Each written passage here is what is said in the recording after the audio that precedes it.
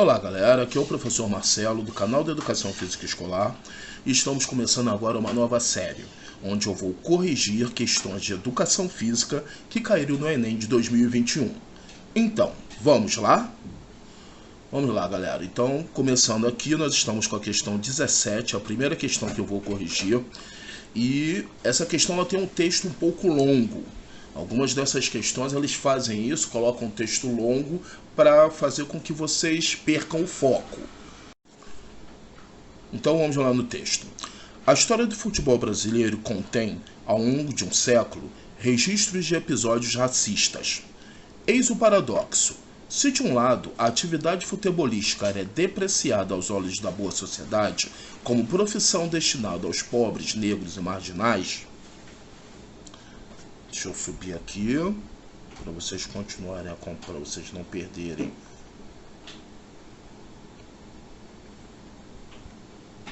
Beleza, então vamos continuar de onde eu tinha parado. Era depreciada aos olhos da sociedade como profissão destinada aos pobres, negros e marginais.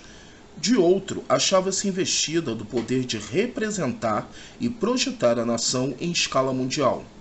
A Copa do Mundo do Brasil, em 1950, viria a se constituir, nesse sentido, em uma rara oportunidade.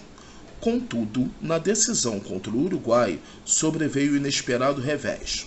As crônicas esportivas elegeram o goleiro Barbosa e o defensor Bigode como bodes expiatórios, descarregando nas costas dos jogadores o prejuízo da derrota.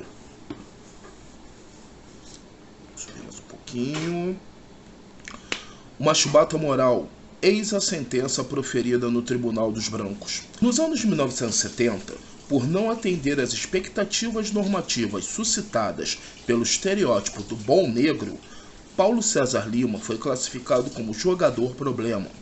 Ele esboçava a revolta da chibata no futebol brasileiro. Enquanto Barbosa e Bigode, sem alternativa, suportavam o linchamento moral na derrota de 1950, Paulo César contra-atacava os que pretendiam condená-lo pelo insucesso de 1974. O jogador assumia as cores e as causas defendidas pela esquadra dos pretos em todas as esferas da vida social. Sinto na pele esse racismo subjacente, revelou a imprensa francesa. Isto é, ninguém ousa pronunciar a palavra racismo, mas posso garantir que ele existe, mesmo na seleção brasileira. Sua ousadia constituiu em pronunciar a palavra interdita no espaço simbólico do discurso oficial para reafirmar o mito da democracia racial. Então, galera, esse foi o texto, e aí nós vamos para a pergunta. Você vê como veio todo aquele texto para entrar com essa perguntazinha simples, que é: o texto atribui o enfraquecimento do mito da democracia racial do futebol a... Vamos lá, então vamos entender uma coisa. Deixa eu pegar o marcador aqui para poder selecionar, fazer a seleção do que é o mais importante. Então, a gente está falando aqui do mito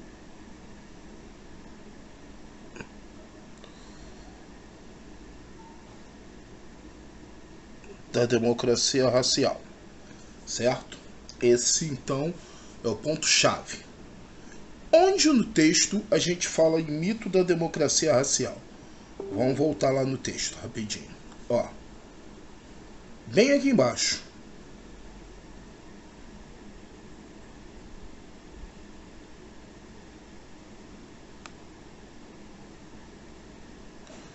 Bem aqui embaixo, nessa última informação aqui do texto. Então, esse trecho do texto, ele estava falando a respeito do quê?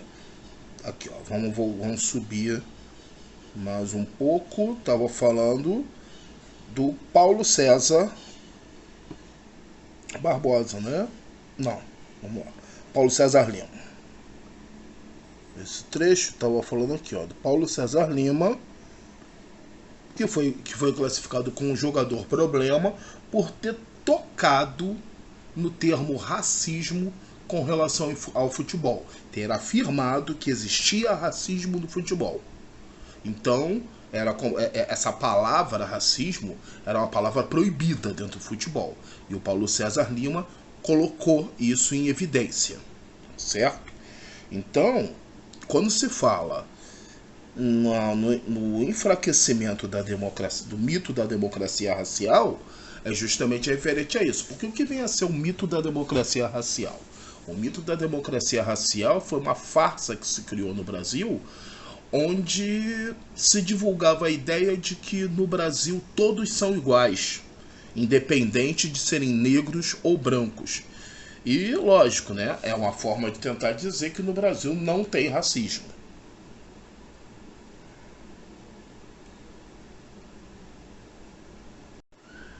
Certo, então vamos às opções. Opção A: responsabilização de jogadores negros pela derrota da final da Copa de 50? Não, né? Essa responsabilização que realmente ocorreu, é citada no texto, ela não enfraqueceu o mito da democracia racial, ela nem tocou no mito da democracia racial. Vamos, opção B: projeção mundial da nação por um esporte antes destinado aos pobres. Não, isso também não tocou no mito da democracia racial.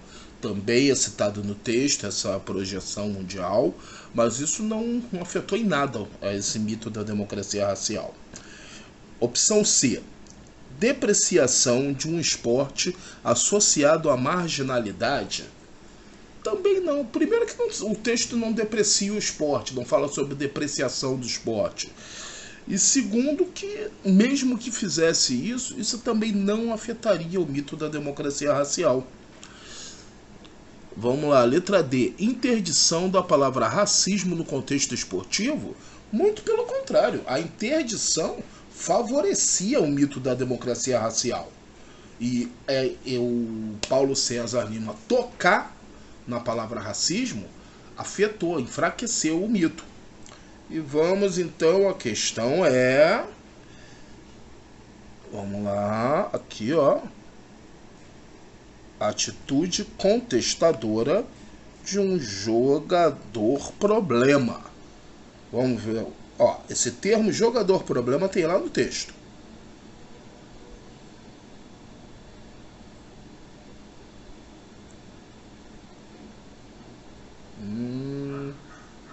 Aqui, ó.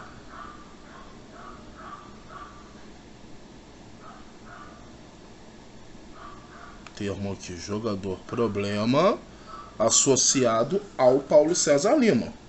Então, galera, a questão correta é letra E: atitude contestadora de um jogador problema. Certo?